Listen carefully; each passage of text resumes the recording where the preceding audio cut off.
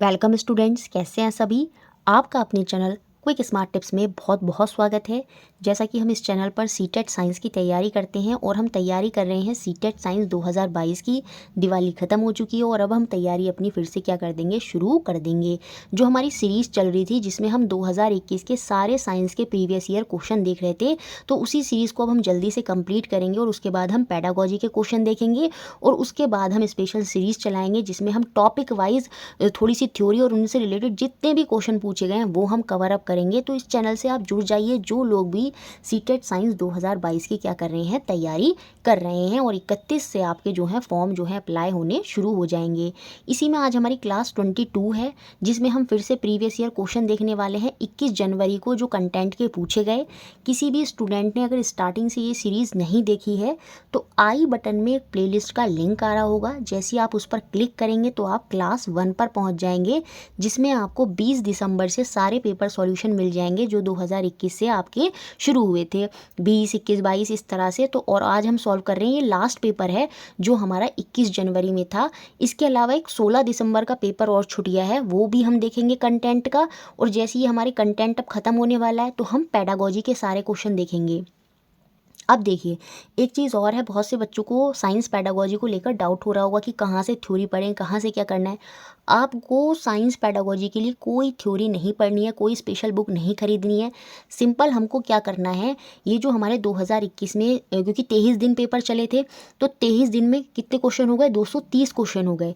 तो हमको 2021 की ये 230 क्वेश्चन देखने हैं और साथ में 2011 से 2019 के जो क्वेश्चन थे वो पेडागोजी के सारे क्वेश्चन देखने हैं। तो लगभग हमको 500 क्वेश्चन देखने हैं पेडागोजी के। और अगर आप ये सारे 500 क्वेश्चन देख के जाएंगे प्रीवियस ईयर के, जो मैं आपको अच्छे से समझाऊंगी, तो उसके बाद आप इजीली क्या कर लेंगे, 10 में से 8 क्वेश्चन जो है पेडागोजी के बड़े आराम से सही कर पाएंगे। तो कोई अलग से इसमें स्पेशल कुछ पढ़ने की ज़रूरत नहीं है, आप चैनल से जुड़े रहे। अब हम, क्योंकि हमारा कंटेंट खत्म होने वाला है, तो अब हम पेडागोजी के ही 2021 के क्वेश्चन जो हैं वो सॉल्व करने शुरू करेंगे। फॉर्म की लास्ट डेट आपकी 25 नवंबर है, 24-25 नवंबर है, तो वहाँ तक हमारा ये सब कंप्लीट हो जाएगा। और उसके बाद हम स्पेशल सीरीज़ चलाएंगे जिसमें हम थ्योरी के इंपॉर्टेंट टॉपिक्स, वो सारी चीज़ें भी कवर करेंगे। तो चैनल से आपको जुड़े रहना है। चलिए शुरू करते हैं क्लास और देखते हैं पहला क्वेश्चन जो हमारा 21 जनवरी 2022 को पेपर में बना था। X is a plant which is an autotroph as well as heterotroph. What could X be? X कोई एक ऐसा पौधा है जो क्या है, वो स्वपोषी भी है और साथ साथ में विषम पोषी भी है। ऑटोट्रॉप्स क्या होते हैं, जो अपना खाना स्वयं बनाते हैं, जैसे प्रकाश संश्लेषण में प्लांट्स वगैरह होती हैं तो वो ऑटोट्रॉप्स हैं। और हेटरोट्रॉप्स कौन होते हैं, जैसे हम ह्यूमन, हम खाना खुद नहीं बनाते, हम प्लांट्स पर डिपेंडेंट हैं, हम एनिमल्स पर डिपेंडेंट हैं। तो हम कहीं ना कहीं से जो है फूड ले रहे हैं, खुद नहीं बना रहे, तो हम लोग हेटरोट्रॉप्स होते हैं। प्लांट्स वगैरह क्या होते हैं, वो आपके ऑटोट्रॉप्स होते हैं, क्योंकि वो फोटोसिंथेसिस में अपना खाना स्वयं बनाते हैं। ऐसा नहीं कि वो किसी और पर डिपेंडेंट है। तो अब यहाँ पर हमको एक ऐसा प्लांट बताना है जो ऑटोट्रॉप भी है और साथ में हेटरोट्रॉप भी है, खुद भी कर सकता है और दूसरे पर भी डिपेंडेंट है। तो उसके एग्जाम्पल होता है आपका पिचर प्लांट, जिसे हम हिंदी में घटपर्णी बोलते हैं। और उसमें एक और एग्जाम्पल होता है जो आपको आगे के लिए ध्यान रखना है, जिसे हम बोलते हैं क्या, वीनस फ्लाई ट्रैप। तो वीनस फ्लाई ट्रैप और ये जो पिचर प्लांट है, ये दोनों के दोनों आपके ऑटोट्रॉप भी होते हैं और हेटरोट्रॉप भी होते हैं। तो ऑप्शन 1 जो है वो यहाँ पर बिल्कुल सही होगा। ये जो एल्गी होता है ना, ये आपका ऑटोट्रॉप होता है, ये फोटोसिंथेसिस करता है और अपना खाना खुद बनाता है, जिसे हम ब्लू ग्रीन एल्गी भी बोलते हैं। आपने देखा होगा तालाब वगैरह में ऊपर ग्रीन ग्रीन पड़ा रहता है, तो वो बेसिकली एल्गी ही होता है। उसके बाद आ जाता है कॉस्कुटा, ये भी एनसीईआरटी में दे रखा है और ये क्वेश्चन भी एग्जाम में बनता है। ये पैरासाइट का उदाहरण है। पैरासाइट क्या होते हैं, परजीवी क्या होते हैं, जो किसी होस्ट पर डिपेंडेंट होते हैं। जैसे आपने देखा होगा बहुत से पेड़ों पर कुछ बेलें लटक जाती हैं, वो बेलें क्या करती हैं, अपना भोजन जो है उन पौधों से लेती हैं, उन पेड़ों से लेती हैं। जैसे हमारे सेब में कभी कभी जू वगैरह हो जाती हैं, खटमल वगैरह जो होते हैं, ये खून चूसते हैं। तो बेसिकली ये होस्ट पर डिपेंडेंट हैं।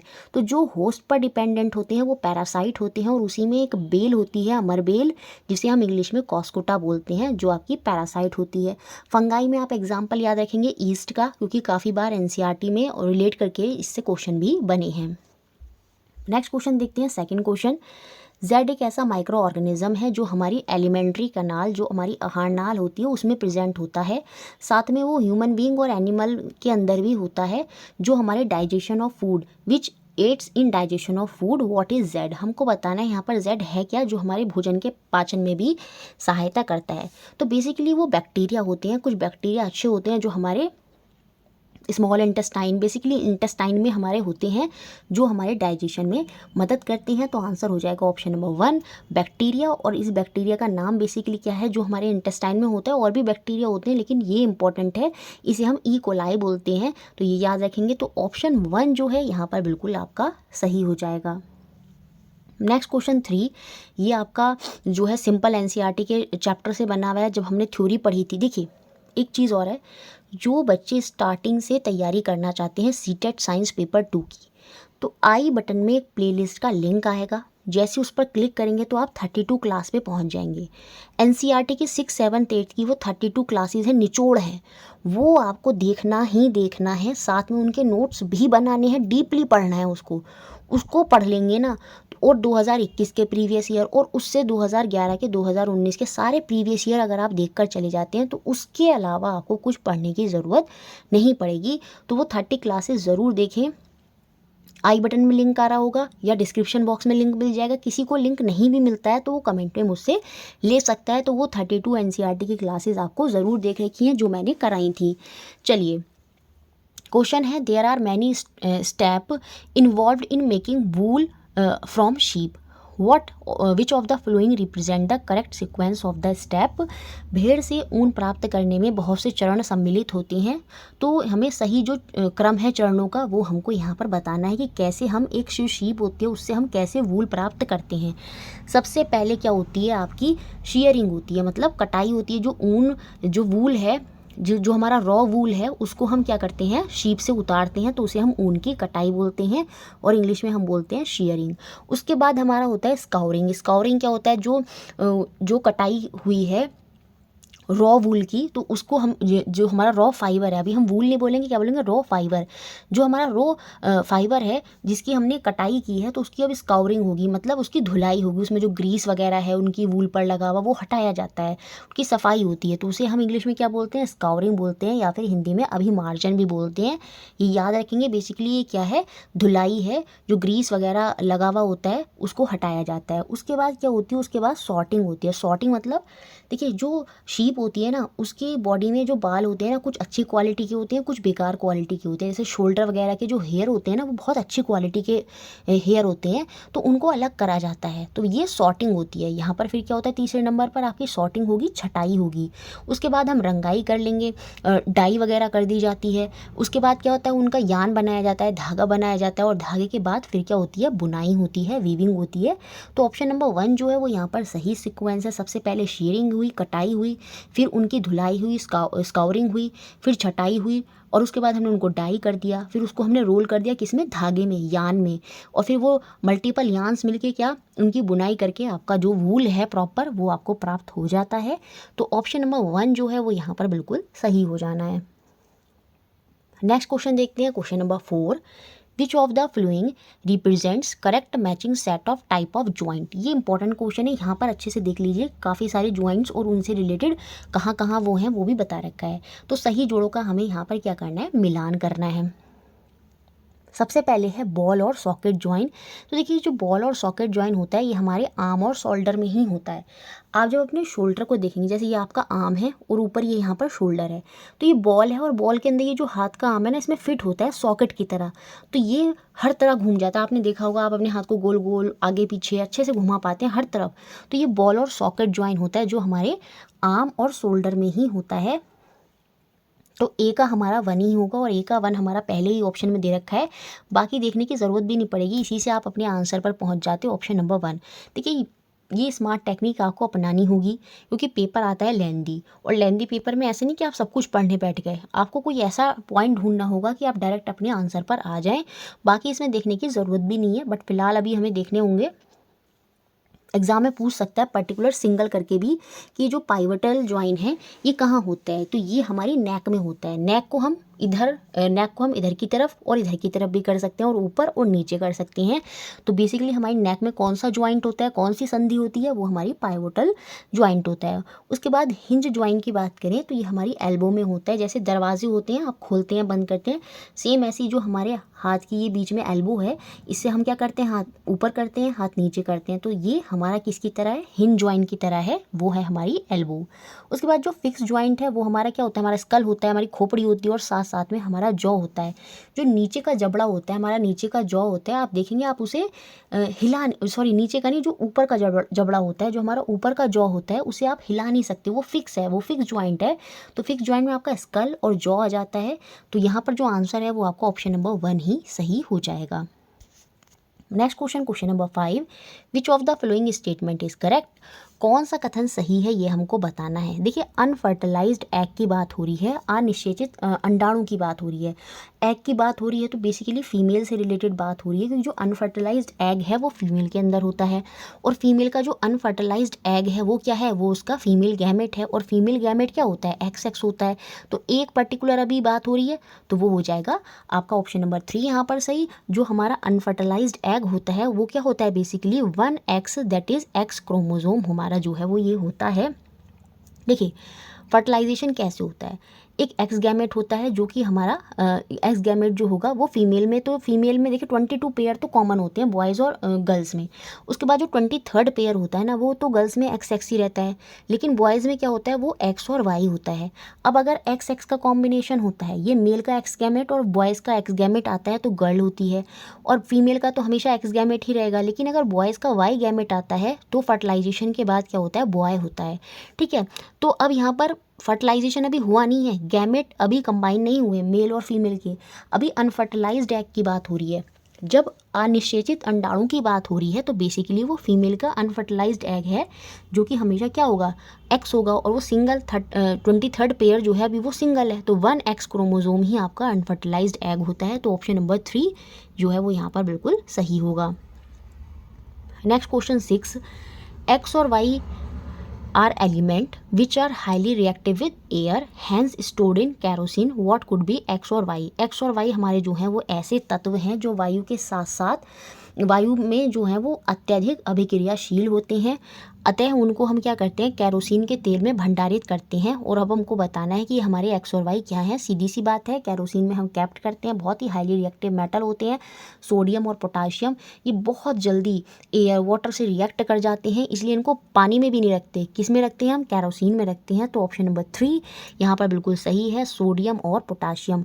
अब अगर बात हो जाए फॉस्फोरस की, ये भी क्वेश्चन बनता है आपका एग्जाम में, फॉस्फोरस तो ये आपका नॉन मेटल है, जबकि सोडियम और पोटाशियम आपके मेटल हैं, धातु हैं। जो फॉस्फोरस है वो नॉन मेटल है।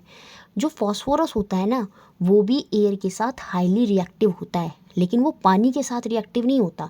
तो इसलिए जो फॉस्फोरस जो कि नॉन मेटल है उसको हम पानी में रखते हैं। अब अगर क्वेश्चन बन जाए एग्जाम में, एक नॉन मेटल है जो बहुत रिएक्टिव है एयर के साथ, जिसको हम पानी में रखते हैं, बताइए कौन सा नॉन मेटल है, कौन सा अधातु है। तो वहाँ पर आंसर होगा आपका फॉस्फोरस। ये एक्स्ट्रा पॉइंट है जो आपको याद रखना है। नेक्स्ट क्वेश्चन 7, एक्स एक आपका सिंथेटिक फिगर नहीं फाइबर है, which resemble wool and is use to make shawl और स्वेटर और blanket. What could X be. X कोई हमारा संश्लेषित रेशा है। नेचुरल रेशा कौन हो गए, सिल्क, कॉटन, जूट, ये आपके नेचुरल फाइबर हैं जो हमें डायरेक्ट मिलते हैं प्लांट से। संश्लेषित क्या है, जो मैनमेड फाइबर हैं जो ह्यूमन बना रहे हैं, ठीक है, केमिकल रिएक्शन के थ्रू, जो ऊन के मिलता जुलता होता है। एक ऐसा हमें सिंथेटिक फाइबर बताना है जो रिजेंबल करता है वूल की तरह, मतलब ऊन से मिलता जुलता होता है, और इसका उपयोग शॉल स्वेटर बनाने में प्रयोग करते हैं। तो हमें बताना है ये क्या है। तो बेसिकली ये क्या होता है, आपका एक्राइलिक होता है, इसे हम आर्टिफिशियल वूल भी बोलते हैं। अगर एग्जाम में क्वेश्चन बन जाए which is known as artificial wool, तो वो आपका एक्राइलिक ही होगा, क्योंकि ये वूल की तरह ही होता है, कुछ कुछ सिल्क की तरह भी होता है, लेकिन बेसिकली अभी वूल की बात हो रही है। तो ऑप्शन नंबर 2 यहाँ पर बिल्कुल सही है। और क्वेश्चन अगर ये बन जाए कौन हमारा आर्टिफिशियल सिल्क होता है, तो वो हमारा रेयॉन होता है। ये हमारा जो वुड पल्प होता है, कास्ट की लुगदी होती है, पेड़ों की जो स्टेम होती है, वहाँ से ये उनकी लुगदी से प्राप्त होता है रेयॉन। तो ये हमारा आर्टिफिशियल आपका क्या कहलाता है, सिल्क कहलाता है, जबकि जो एक्राइलिक होता है वो आर्टिफिशियल वूल होता है। तो ऑप्शन नंबर 2 जो है यहाँ पर फिलहाल बिल्कुल सही है। Next question 8, which of the following situation water can not be use to extinguish fire. देखिए नीचे दी गई परिस्थितियों में आग बुझाने के लिए हम पानी का उपयोग नहीं कर सकते। देखिए इलेक्ट्रिक फायर में सीधी सी बात है पानी का प्रयोग नहीं करते, क्योंकि वहाँ से करंट जो है वो पास हो जाता है, गुड कंडक्टर होता है। तो हम जब शॉर्ट सर्किट वगैरह होते हैं तो पानी का यूज़ नहीं करेंगे। तो ये तो पक्का जो है यहाँ पर आंसर में आने वाला है ए। और जब ए आने वाला है तो ये दोनों ऑप्शन हो गए बाहर। उसके बाद बर्निंग ऑफ वुड, बिल्कुल जब वुड होता है उसको, लकड़ी को बुझाने के लिए हम पानी का प्रयोग कर सकते हैं। और यहाँ पर ये पूछ रहा है कैन नॉट पूछ रहा है, तो ये वाला बाहर हो गया, ये बाहर हो गया, तो मतलब ये ऑप्शन बाहर हो गया। ऑप्शन नंबर सेकंड आपका सही हो जाएगा। तो बाकी ऑप्शन आपको देखने भी नहीं पड़े, इस स्मार्ट टेक्निक से ही आप एग्जाम में जो है अपने क्वेश्चन सॉल्व करेंगे। बर्निंग ऑफ पेट्रोल में भी हम पानी का जो प्रयोग है वो बिल्कुल नहीं करेंगे, इसलिए तो हमारा आंसर क्या है, ऑप्शन नंबर सेकंड है, ए और सी। इनमें हम पानी का प्रयोग नहीं करेंगे आग बुझाने के लिए, जबकि वुड, पेपर वगैरह जो हैं इनको पानी के द्वारा बुझाया जा सकता है। Next question 9, a compilation of data on population status of endangered species is. संकटापन्न स्पीसीज की जनसंख्या की स्थिति पर डेटा का संकलन निम्नलिखित में से किस में होता है, तो वो हमारी रेड डेटा बुक होती है। ऑप्शन नंबर 3 यहाँ पर बिल्कुल सही होगा। एंडेंजर्ड स्पीसीज जो विलुप्त होने की कगार पर हैं, जो ख़त्म हो सकती हैं, तो उनका डेटा कहाँ होता है, वो रेड डेटा बुक में आपका होता है। नेक्स्ट क्वेश्चन 10, एक मेटल, देखिए डिस्प्लेसमेंट रिएक्शन, विस्थापन अभिक्रिया से क्वेश्चन बनता है बहुत ही अच्छे से। जो स्टार्टिंग से ये सीरीज़ देख रहे होंगे ना क्लास 1 से, अब उनको डिस्प्लेसमेंट रिएक्शन रट गई होगी। मैंने पिक्चर के माध्यम से भी पूरा अच्छे से समझा दिया क्लास में ही। इन 21 क्लास, ये जो 22 क्लास चल रही है ना, इन्हीं में आपको बहुत से टॉपिक जो हैं अच्छे से क्लियर हो गए होंगे। देखिए एक मेटल पी है जो डिस्प्लेस कर देता है मेटल क्यू को। अब जब ये पी मेटल इस सॉल्यूशन में से, सॉल्ट के सॉल्यूशन में से क्यू को निकाल देता है, इट मीन्स ये जो पी है वो ज़्यादा रिएक्टिव है। पी ज़्यादा रिएक्टिव है तभी तो क्या कर रहा है, किसी सॉल्यूशन में पड़े दूसरे मेटल को वो निकाल पा रहा है। और यही आपकी डिस्प्लेसमेंट रिएक्शन होती है। जब क्या करता है एक मेटल किसी सॉल्यूशन में पड़े दूसरे मेटल को निकाल देता है और खुद वहाँ चला जाता है, तो वो आपकी डिस्प्लेसमेंट रिएक्शन होती है, विस्थापन अभिक्रिया होती है। और वो तभी हो सकती है, ये जो सिंगल मेटल है अगर ये सॉल्यूशन में पड़े मेटल से ज़्यादा रिएक्टिव है, जैसा कि यहाँ पर पी है, पी ज़्यादा रिएक्टिव है, तभी वो क्यू को वहाँ से निकाल पा रहा है। और साथ में एक बात और बोल देती है कि जो पी है ना वो क्यू को तो निकाल देता है, लेकिन ये मेटल आर को डिस्प्लेस नहीं करता उसके सॉल्यूशन में। अगर किसी सॉल्यूशन में आर भी पड़ा है तो ये पी क्यू को तो निकाल देता है, आर को नहीं निकाल पाता है। आर को क्यों नहीं निकाल पाता है, क्योंकि यहाँ पर हो सकता है ये जो आर है वो इस पी से ज़्यादा रिएक्टिव है। मतलब आर जो है वो ज़्यादा रिएक्टिव है पी से, तभी वो आर जो है वो सॉल्यूशन में से नहीं निकला। अगर सिंगल मेटल ज़्यादा रिएक्टिव होता है तभी वो सॉल्यूशन में से उसको निकाल पाता है। अब यहाँ पर ये नहीं निकाल पा रहा, क्यों, क्योंकि आर जो है वो ज़्यादा रिएक्टिव है पी से। और अब हमसे क्वेश्चन में पूछ रहा है कि सबसे कम रिएक्टिव, सबसे कम अभिक्रियाशील धातु कौन सी है, तो वो आपकी क्यू हो जाएगी। कैसे हो जाएगी, देखिए पी सबसे ज़्यादा रिएक्टिव है तभी तो वो क्यू को नहीं, सॉरी जो आपका आर है वो सबसे ज़्यादा रिएक्टिव है तभी तो वो पी उसको नहीं निकाल पा रहा, लेकिन पी क्यू को निकाल पा रहा है। इट मीन्स पी क्यू से ज़्यादा रिएक्टिव है। तो सबसे कम रिएक्टिव कौन सा होगा, वो सीधी सी बात है वो हमारा क्यू हो जाएगा। ऑप्शन सेकेंड यहाँ पर सही है। आगे क्वेश्चन देखते हैं। नेक्स्ट क्वेश्चन जो आपका एग्जाम में बना, Shyama is standing 1 metre away from a plane mirror and observing her image. She take 2 step backward, what change would she see in her image. यहाँ पर हमको बताना है जो श्यामा है वो समतल दर्पण से 1 मीटर की दूरी पर खड़ी है और अपने प्रतिबिंब का प्रेक्षण कर रही है। वह 2 कदम पीछे हटती है, तो अब हमको बताना है उसके परिवर्तन क्या आएगा उसके प्रतिबिंब में, जो उसकी इमेज बन रही है। अब हम प्लेन मिरर के बारे में पढ़ते हैं, जो इमेज होती है वो सेम साइज़ की होती है, तो यहाँ पर जो इमेज है वो सेम साइज़ की ही रहेगी, लेकिन उसकी जो इमेज है वो फर्दर अवे हो जाएगी फ्रॉम द मिरर। यही तो होता है। देखिए सपोज आप यहाँ खड़े हैं और ये आपका मिरर है, तो इमेज जो बनती है वो मिरर के पीछे बनती है। तो आप 2 स्टेप अगर बैकवर्ड हो गए हैं तो मिरर में जो इमेज है वो आपकी सेम साइज़ की ही रहेगी। ऐसा थोड़ी होता है कि मिरर में आप बहुत छोटे दिखने लगते हैं फिर बहुत बड़े दिख जाते हैं। नहीं, मिरर अगर पर्टिकुलर फिक्स है तो इमेज आपकी जो है वो सेम साइज़ की ही रहेगी, चाहे आप 2 स्टेप बैकवर्ड हो गए। लेकिन जो डिस्टेंस है मिरर से आपकी इमेज का वो जो है वो चेंज हो जाएगा, क्योंकि आप 2 कदम पीछे हट गए तो इमेज भी पीछे 2 कदम हो जाएगी। तो जो इमेज बन रही है, जो प्रतिबिंब बन रहा है मिरर से, उसकी दूरी बढ़ जाएगी, ना कि इमेज जो है वो बढ़ेगी या घटेगी। तो ऑप्शन नंबर सेकंड यहाँ पर सही होगा। जो इमेज है वो आपकी, जो प्रतिबिंब है वो समान साइज का होगा, लेकिन जो दर्पण से दूरी है वो उस प्रतिबिंब की जो है वो बढ़ जाएगी। तो ऑप्शन सेकंड जो है वो यहाँ पर बिल्कुल हमारा सही हो जाएगा। जो 32 क्लासेज हैं उनमें हमने मिरर्स के बारे में बहुत अच्छे से पढ़ा है, तो उनको आप अच्छे से देखिएगा। बाकी आई बटन में मैं पर्टिकुलर एक वीडियो का लिंक दे देती हूँ, जिसमें आप पर्टिकुलर उसी चैप्टर पर पहुँच जाएंगे जिसमें हमने सारा मिरर वाला पढ़ा है। तो आई बटन में एक वीडियो का लिंक आ रहा है, तो उसको देखकर आप पर्टिकुलर मिरर वाले चैप्टर पर ही पहुँच जाएंगे। नेक्स्ट क्वेश्चन देखते हैं 12 जो आपका एग्जाम में बना है। देखिए क्वेश्चन बड़ा अजीब सा करके बना, और क्वेश्चन इतना सिंपल था, बहुत ही सिंपल। एक ग्रीन क्यूब है जिसका साइज़ क्या है 0.25 सेंटीमीटर है। एक रेड घन है, एक रेड क्यूब है जिसका जो साइड है वो यहाँ पर हमको दी है, सॉरी साइज़ नहीं, साइड जो है 0.35 मीटर। और एक हमारी येलो क्यूब है, एक हमारा पीला घन है जिसका जो साइड है वो 0.5 मीटर है, जो कि फ्लैट टेबल पर क्या है, ये तीनों क्यूब जो हैं वो आपकी रखी हुई हैं। अब हमको बताना है which of them would exert more pressure on the table given that mass of all the cube is same। जो मास है, जो इनका तीनों क्यूब का जो द्रव्यमान है वो समान है। अब हमको बताना है कि इन तीनों क्यूब में से कौन सी क्यूब जो है वो टेबल पर सबसे ज़्यादा प्रेशर लगाएगी। प्रेशर का फॉर्मूला, दाब का फॉर्मूला क्या होता है, फोर्स अपॉन एरिया। क्या होता है, बल बटे क्षेत्रफल। मीन्स जैसे जैसे फोर्स बढ़ती है वैसे वैसे प्रेशर बढ़ता है, लेकिन एरिया के साथ उल्टा चलता है। जैसे जैसे एरिया बढ़ता है वैसे वैसे प्रेशर कम होता है, जैसे जैसे प्रेशर बढ़ता है वैसे वैसे एरिया घटता है। ये बात अच्छे से ध्यान रखेंगे। आपने देखा होगा जो नाइफ चाकू होते हैं वो बहुत ही पतले होते हैं, उनका एरिया कम होता है। एरिया कम होता है, इट मीन्स प्रेशर ज़्यादा होता है। तो ये चीज़ें याद रखनी है, एरिया और प्रेशर उल्टे चलते हैं।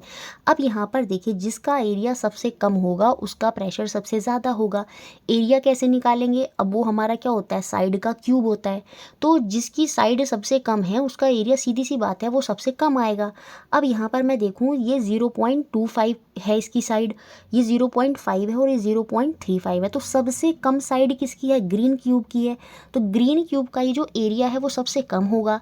जब इसका क्षेत्रफल, एरिया सबसे कम होगा तो ये प्रेशर जो है वो सबसे ज़्यादा लगाएगा। तो ऑप्शन नंबर 1 जो है वो यहाँ पर सही हो जाएगी, ग्रीन क्यूब, हरा घन। नेक्स्ट क्वेश्चन देखते हैं 13, choose the incorrect statement from the following. यहाँ पर हमको गलत कथन का पहचान करना है। ये 2011 से 2019 के प्रीवियस ईयर में से ही रिपीट करा गया है।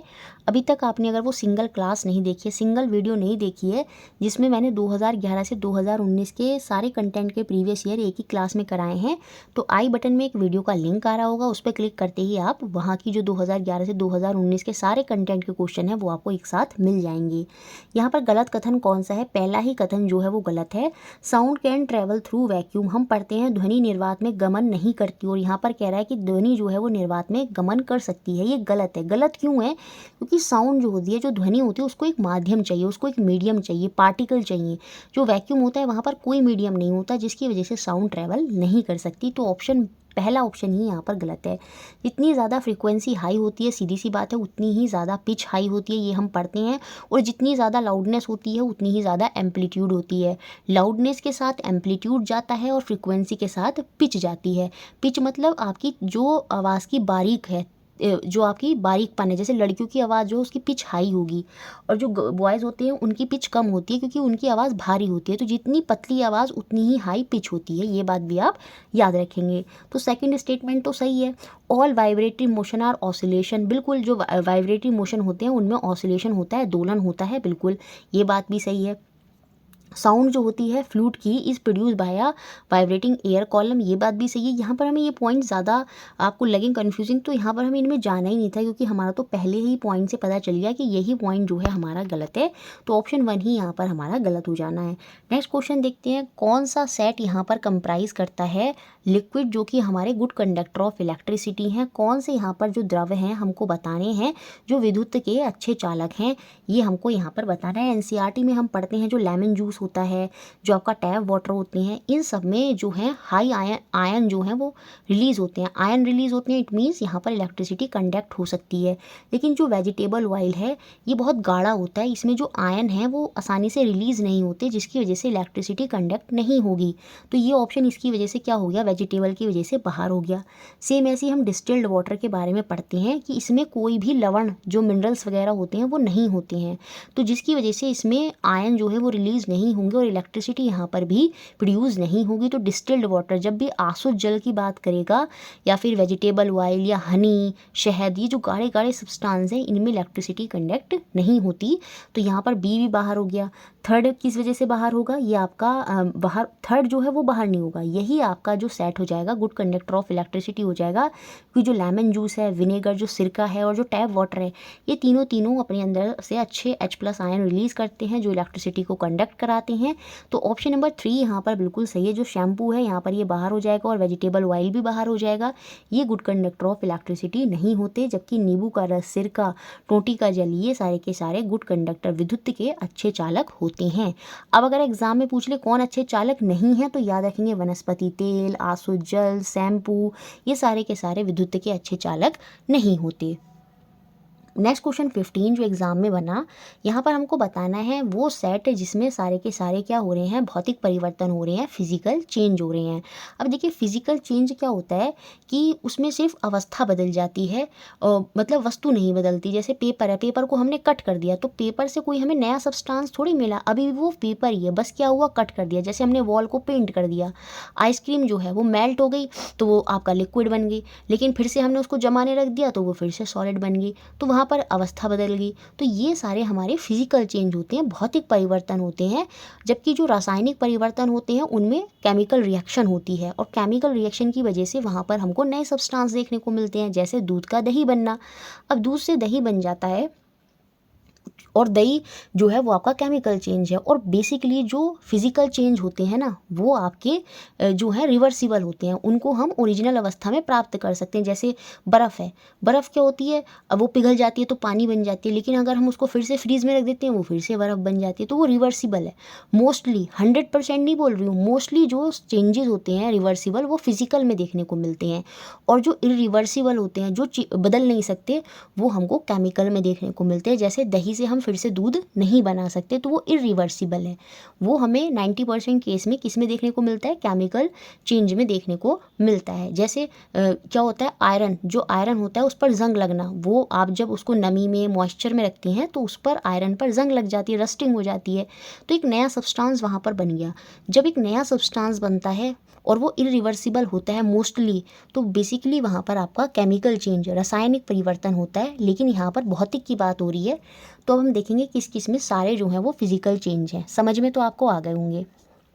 अब देखिए कागज़ के टुकड़े टुकड़े करना, कागज़ के सिर्फ टुकड़े करें हैं, कोई रिएक्शन नहीं हुई है, सिर्फ उसमें कुछ चेंजेस करें हैं, तो ये आपका फिजिकल चेंज है, बिल्कुल सही। बेकिंग ऑफ केक, केक को पकाना भी आपका क्या है, एक फिजिकल चेंज ही है, उसको गर्म करा जा रहा है, उसको पकाया जा रहा है। जबकि बस्टिंग ऑफ क्रैकर जो होता है, पटाखों का फोड़ना, ये केमिकल चेंज है। कैसे, पटाखे देखिए, आप देखें उसे जलाती हैं तो ऊपर जाकर वो गैसियस सब्सटेंस में बदल जाता है, वहाँ पर साउंड, हीट वगैरह रिलीज़ होती है, तो वो आपका वहाँ पर केमिकल रिएक्शन होती है, तभी तो रंग वगैरह दिखते हैं आपको, तो केमिकल रिएक्शन हो रही है, तो वो आपका केमिकल चेंज है। तो ये ऑप्शन तो हो गया बाहर। सेम ऐसे यहाँ पर रस्टिंग ऑफ आयरन आ गया, लोहे पर जंग लगना, ये भी आपके केमिकल चेंज है, ये भी बाहर हो गया। फिर थर्ड ऑप्शन देखते हैं, बर्निंग ऑफ पेपर, ये तो फिजिकल है। नहीं, बर्निंग ऑफ पेपर क्या है, ये भी आपका केमिकल चेंज है। देखिए पेपर को काटना और पेपर को जलाना दोनों में अंतर है। पेपर को काटा तो वो पेपर ही है, लेकिन जब मैंने पेपर को जलाया तो वो ऐश, राख में बदल गया, और राख से मैं पेपर प्राप्त नहीं कर सकती, वहाँ पर एक केमिकल रिएक्शन हुई। ठीक है, तो बर्निंग ऑफ पेपर आपका केमिकल चेंज है, इस वजह से ऑप्शन नंबर 3 जो है वो भी बाहर हो जाएगा। अब यहाँ पर जो आंसर है, सीधी सी बात है, वो फिर आपका ऑप्शन नंबर 4 होगा। ब्रेकिंग ऑफ ग्लास, कांच का टूटना, तो वो टूटा है, सिंपल, ऐसा थोड़ी हुआ है कि कांच अभी कांच नहीं है, कुछ और नया सब्सटेंस बन गया, कोई रिएक्शन हो गई, नहीं, वो सिंपली टूट गया है। तो ये हो गया। गेहूं का पीसना, सेम ऐसे गेहूं का पीसना, गेहूं ही है अभी पीसने के बाद भी, ठीक है, भले ही वो उसकी फॉर्म बदल गई है, वो भी फिजिकल चेंज है। बॉइलिंग ऑफ वाटर, पानी का उबलना भी फिजिकल चेंज ही होता है, भौतिक परिवर्तन ही होता है। क्यों? क्योंकि पानी भाप बनता है, भाप से फिर हम उसको लिक्विड बना सकते हैं। ठीक है, तो पानी का उबलना भी आपका फिजिकल चेंज है। तो ऑप्शन 4 में सारे जो हैं उदाहरण दिए हैं वो सारे के सारे फिजिकल चेंज के हैं। एक क्वेश्चन आपका एग्जाम में एवरेज स्पीड औसत चाल से बनता ही बनता है। 2011 से 2019 के देख लीजिए, 2021 में सारे दिन के पेपर में देख लीजिए, एवरेज स्पीड से क्वेश्चन आया ही आया है। तो ये अब आप 2021 के जब मैं ये सॉल्यूशन करा रही हूँ तो इनमें भी आपको ये चीज़ें क्लियर हो गई होंगी। उसके अलावा पर्टिकुलर आप न्यूमेरिक की वीडियो देखना चाहते हैं तो आई बटन में एक वीडियो का लिंक आ रहा होगा। जैसे इस वीडियो पर क्लिक करेंगे तो आप 2011 से 2019 के सारे जो सीटेट में न्यूमेरिक आए हैं वो एक ही क्लास में आपको मिल जाएंगे, तो उस क्लास को भी आप ज़रूर देख लें। अब यहाँ पर क्या दे रखा है, ये जो रेवा है कार चलाकर अपने ऑफिस से अपने घर जाती है। ये इसका ऑफिस है भाई, ये इसका घर है और इसके बीच की दूरी दी है हमें कितनी, 22 किलोमीटर। ठीक है, वह 10 मिनट तक 48 किलोमीटर की चाल से चलती है। मतलब शुरू में 10 मिनट चली वो, है ना, 10 मिनट चली और किस स्पीड से चली, 48 की स्पीड से वो चली। उसके बाद उसने क्या करती है, वो कुछ वस्तुएं खरीदने के लिए 15 मिनट के लिए बाजार में रुक जाती है। तो 15 मिनट का टाइम जो है उसने मार्केट में रुक के कुछ सामान खरीदने के लिए वेस्ट कर दिया। वेस्ट नहीं कर दिया, मतलब अपना 15 मिनट में उसने अपना ये सामान खरीदा। उसके बाद क्या करती है, वो अपनी यात्रा को बढ़ा देती है, 56 किलोमीटर की चाल से चलती है और अपने जो ऑफिस से घर है वो पहुंच जाती है। अब हमको यहाँ पर औसत चाल एवरेज स्पीड पूछ रहा है ये कि क्या होती है। बहुत बार बताया है एवरेज स्पीड क्या होती है, औसत चाल क्या होती है, total distance upon total time. अब क्वेश्चन में हमको टोटल डिस्टेंस, टोटल दूरी बता दी है 22 किलोमीटर है जो उसके ऑफिस से घर की है। अब हमें टोटल समय नहीं पता। कैसे नहीं पता, शुरू के 10 मिनट पता है मुझे, 15 मिनट उसने सामान खरीदा तो वो भी मुझे पता है, लेकिन लास्ट में यहाँ पर हमको टाइम नहीं दिया है। सिर्फ ये बताया कि वो 56 किलोमीटर 56 किलोमीटर की स्पीड से जाती है और अपने घर पहुँच जाती है। उसमें उसने कितना टाइम लिया होगा वो हमको नहीं पता। बस हमको अगर वो टाइम पता चल जाए तो हमको टोटल टाइम पता चल जाएगा और फिर हम अपने औसत चाल के फॉर्मूले में रख के एवरेज स्पीड जो है वो निकाल लेंगे, जो कि total distance upon total time हो जाएगी। अब देखिए, सबसे पहले हम ये देखते हैं कि शुरू में उसने कितना डिस्टेंस कवर किया। शुरू के 10 मिनट में वो 48 किलोमीटर पर आवर की स्पीड से चली। तो अब अगर मैं डिस्टेंस देखूं उसने कितना कवर किया होगा, तो डिस्टेंस का फॉर्मूला क्या होता है, स्पीड इनटू टाइम। ठीक है, उसकी स्पीड कितनी थी, 48। कितना समय लिया, 10, वो भी मिनट में। हमें कन्वर्ट करना होगा इसको घंटे में, तो हम 60 से इसकी डिवाइड कर देंगे, ऐसे तो करते हैं। तो ये डिस्टेंस निकल जाएगा, क्योंकि किलोमीटर पर आवर में, पर घंटे में बात हो रही है और टाइम दिया है 10 मिनट में, तो उसको घंटे में कन्वर्ट करेंगे तो 0 से 0 कट हो गया। और 6 के टेबल में ये कितनी बार कट हो जाएगा, 8 बार जो है वो कट हो जाएगा। तो इसका मतलब जब वो शुरू में 10 मिनट चली 48 किलोमीटर पर घंटे की स्पीड से, तो 10 मिनट में उसने कितना डिस्टेंस कवर कर लिया, उसने 8 किलोमीटर का डिस्टेंस जो है वो कवर कर लिया, जो कि टोटल डिस्टेंस कितना था, 22 था। और शुरू में उसने कवर कितना करा, 8 किलोमीटर का डिस्टेंस कवर कर लिया और बचा हुआ डिस्टेंस कितना रह गया, 14 किलोमीटर का डिस्टेंस जो है वो रह गया। ये उसने 10 मिनट में करा। 15 मिनट में उसने सामान खरीदा, प्लस अब हम ये वाला टाइम और निकाल लेंगे और अब हम आसानी से निकाल सकते हैं, क्योंकि अब हमको बची हुई दूरी पता चल गई, जो कि कितनी है, 14 किलोमीटर है। अब ये बची हुई रेस्ट दूरी 14 किलोमीटर किस स्पीड से कवर कर रही है, 56 किलोमीटर पर आवर की स्पीड से कवर कर रही है। तो टाइम क्या हो जाएगा यहाँ पर हमारा, डिस्टेंस अपॉन स्पीड। ठीक है, 14 के टेबल में 4 टाइम कट जाएगा, टाइम कितना आ जाएगा आपका, 1/4। और 1/4 को मिनट में अगर मैं कन्वर्ट कर लूँ तो इसकी हम 60 से मल्टीप्लाई कर देंगे। 4 1 जा 4 और 4 5 जा 20, मतलब बाद में उसने कितना टाइम लिया, 15 मिनट लिए। तो टोटल समय यहाँ पर कितना हो जाएगा, शुरू के 10 मिनट, जो 15 मिनट उसने सामान खरीदा और बाद में जो 15 मिनट में उसने अपनी 56 की चाल से 14 किलोमीटर कवर किए। तो ये हो गया आपका कितना total time, 40 minute. Total time कितना आ गया आपका, 40 मिनट जो है वो निकल कर आ गया। अब हम एवरेज स्पीड निकाल देंगे, total distance upon total time. ये मिनट में है और हमें इसे किस में करना होगा, घंटे में। घंटे में करने के लिए हम इसको 60 से डिवाइड करेंगे तो वो 60 हमारा ऊपर चला जाएगा। ये 0 से 0 कट हो गया, 2 2 जा 4, 2 3 जा 6, 2 1 जा 2, 2 1 जा 2 और 11 3 जा 33। इट मीन्स जो उसकी औसत चाल थी वो कितनी थी, 33 किलोमीटर पर आवर थी। Next question 17, which of the following will not be helpful in the process of separation of mixture of chalk and water. Chalk और पानी के मिश्रण को पृथक करने के लिए कौन सी क्रिया जो है वो यहाँ पर सहायक नहीं होगी। वो सीधी सी बात है, यहाँ पर सब्लिमेशन नहीं होगा, ऊर्ध्वपातन नहीं होगा, क्योंकि सब्लिमेशन में क्या होता है, सॉलिड जो होता है वो डायरेक्ट किस में बन जाता है, वो डायरेक्ट गैस में बन जाता है। जैसे कैम्फर जो कपूर होता है, कपूर सॉलिड है, उसको जलाते हैं वो सीधी गैस बनती है, ठीक है। तो सब सॉलिड से सीधा गैस बनता है तो वो आपका ऊर्ध्वपातन होता है, सब्लिमेशन होता है। तो चॉक और वाटर को अलग करने के लिए हम ये मेथड यूज़ नहीं करेंगे। बाकी फिल्ट्रेशन, चॉक वो जो पेपर आता है फिल्टर पेपर लगा के चॉक के जो कण हैं वो फिल्टर पेपर पर चिपक जाएंगे। डिकेंटेशन और सेडिमेंटेशन, देखिए सेडिमेंटेशन क्या होता है, अवसादन क्या होता है, जैसे आपने पानी में मिट्टी डाली तो मिट्टी नीचे बैठ गई, पानी ऊपर है, तो यही प्रोसेस क्या कहलाता है, जो चीज़ नीचे बैठ गई, भारी चीज़ नीचे बैठ गई और हल्की चीज़ ऊपर है, यही आपका सेडिमेंटेशन है। डिकेंटेशन क्या है कि जब मैंने इस पानी को क्या करा, किसी दूसरे बर्तन में अलग कर लिया, तो वो डिकेंटेशन है। तो डिकेंटेशन और सेडिमेंटेशन के थ्रू आप ये कर सकते हैं, फिल्ट्रेशन के थ्रू कर सकते हैं, लेकिन सब्लिमेशन के थ्रू नहीं कर सकते। तो ऑप्शन 4 ही यहाँ पर आपका आंसर होगा। नेक्स्ट क्वेश्चन देखते हैं, question number 18, given below are few statement about phenomena of shadow formation of an object. जो छाया बनने की परिघटना है उसके बारे में कुछ कथन दिए हैं और यहाँ पर हमको जो सही स्टेटमेंट है, सही कथन है, वो यहाँ पर बताना है।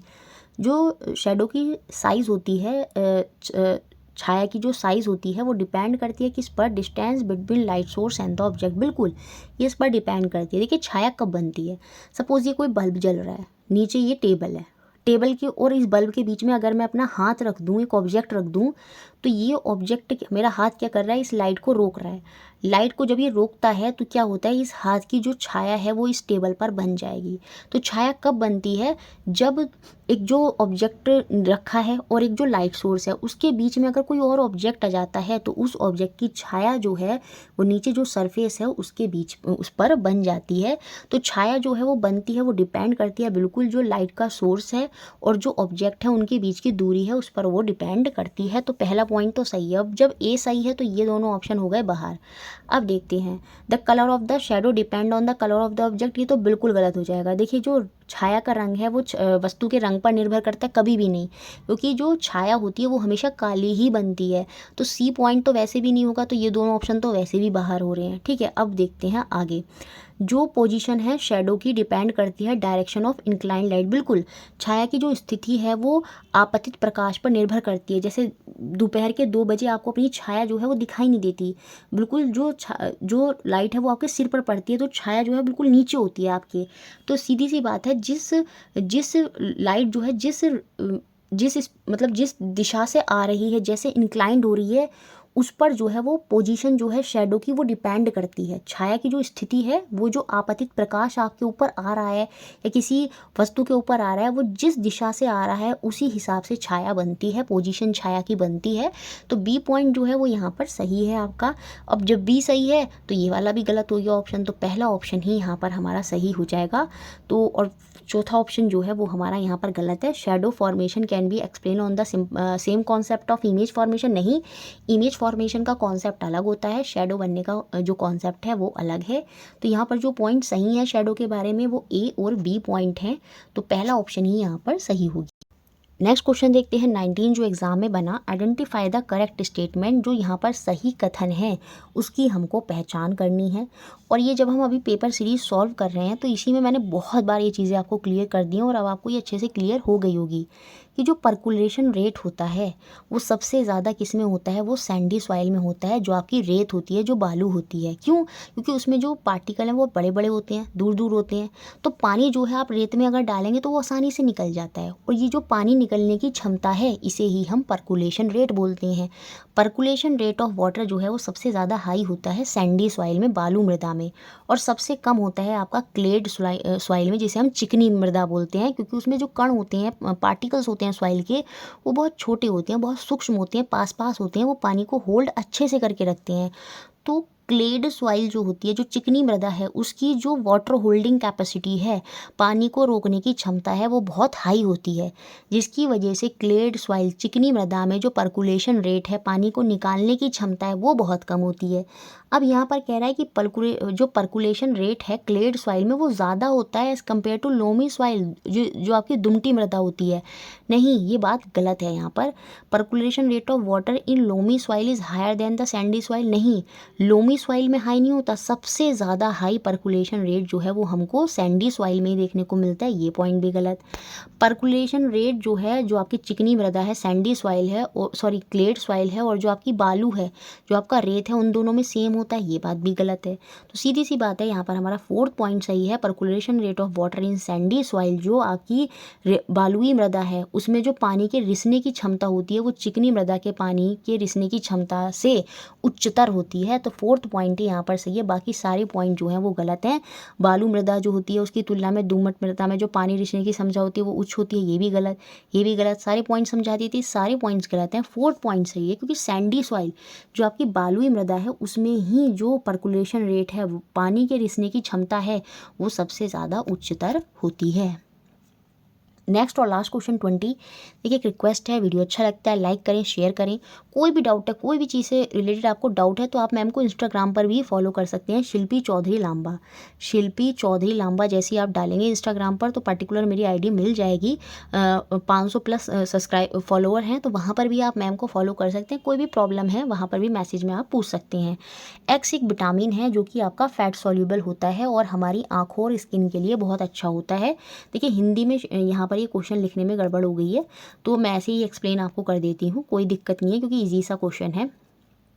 एक्स हमको एक विटामिन है जो कि वसा में घुलनशील है। फैट सॉल्युबल विटामिन कौन कौन से होते हैं? ए, डी, ई और के।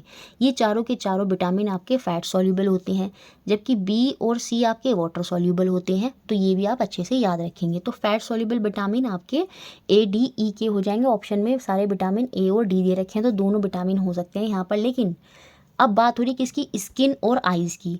जब बात स्किन और आइज़ की हो रही है तो बेसिकली किसकी बात हो रही है? विटामिन ए की बात हो रही है। तो ये दोनों ऑप्शन बाहर हो गए। ठीक है। Y represent food item rich in this vitamin, identify X और वाई। तो यहाँ पर जो इन्होंने आंसर माना वो है ऑप्शन नंबर 4। ये जो येलो फ्रूट होते हैं वो रिच इन विटामिन होते हैं। वैसे तो सिट्रस फ्रूट भी आ सकता है, लेकिन येलो फ्रूट जैसे इसमें पपाया भी आ जाएगा, क्योंकि पपाया जो थोड़ा सा येलो ऑरेंज कलर का होता है। बाकी आपका लेमन वगैरह तो, और जो मौसमी वगैरह होगी, तो ये थोड़े से येलो, इन्होंने पर्टिकुलर बोल दिया कि येलो फ्रूट्स जो होते हैं वो मोस्टली रिच होते हैं विटामिन ए में। तो ऑप्शन नंबर 4 जो है वो यहाँ पर आपका बिल्कुल सही हो जाना है। तो इस तरह से ये हमने 20 क्वेश्चन देखे जो 21 जनवरी को पूछे गए थे। अभी एक क्लास और आ रही है जिसमें हम 16 दिसंबर के पेपर और देखेंगे, क्योंकि वो पेपर सेकंड पेपर तो हुआ था ना उस दिन, तो वो मिस हो गया है, वो देखना है। और उसके बाद हम पेडागोजी के सारे क्वेश्चन देखेंगे। जैसे ये सब कंप्लीट होगा फिर हम इंपॉर्टेंट क्वेश्चंस, साथ में इंपॉर्टेंट टॉपिक्स, वो सारी चीज़ें मैं आपको अच्छे से कराऊंगी। बाकी चैनल पर बहुत सारी चीज़ें ऑलरेडी हैं, उन सबको आप देखते रहें, चैनल से जुड़े रहें। Thank you.